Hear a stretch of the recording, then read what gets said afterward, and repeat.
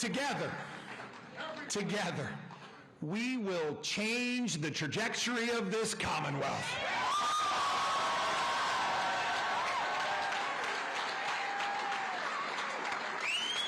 And friends, we are going to start that transformation on day one.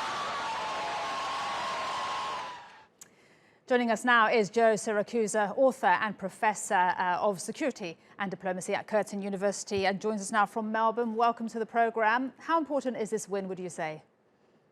Oh, thank you, Maria. Look, the point that you just made is that this is a referendum on the Biden administration is exactly right. And in that sense, it was a very, very bad night for the Democrats because the Republican candidate was able to engineer a campaign which destroyed all the talking points for the Democrats. And he did something else, too. He got all these women out to vote for him.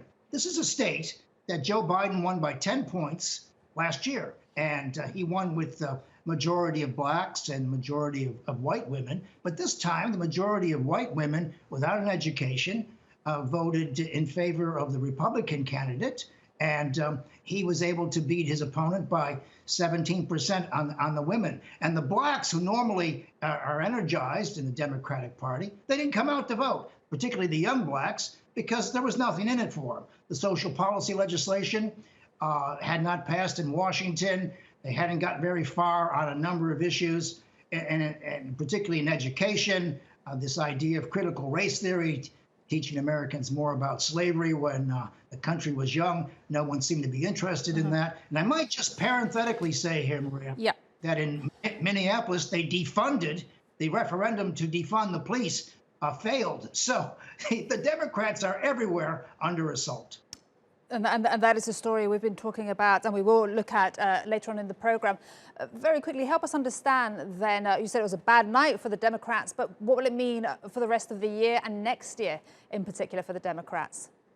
Well, what it is it's a harbinger of what is to come in 2022. What this predicts is, and I predict it too, is that the Democrats will get wiped out in the House of Representatives, that's Congress, and in the Senate. So they're going to lose all their majorities, and everything that Biden is trying to do will be canceled. And it also is a harbinger for the return of Donald Trump to the White House. When he returns, and he will in 2024, he's going to check out of the Paris Accords, now the Scotland Accords. He's going to do everything that he's going to reverse everything that Biden tried to reverse when he entered office. So we're going to go back to square one.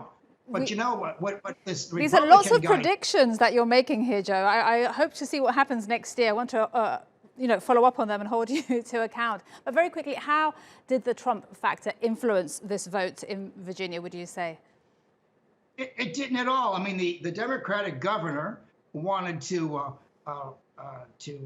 relitigate the January 6th riots and the proceedings against Trump. The public wasn't interested in it. They were only interested in, they were interested mainly in culture issues in the future.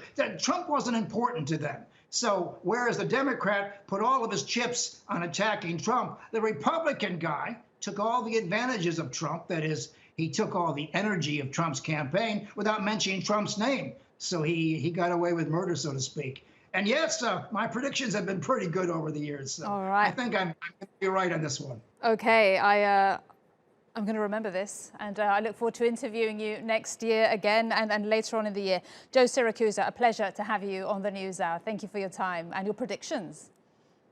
Thank you very much.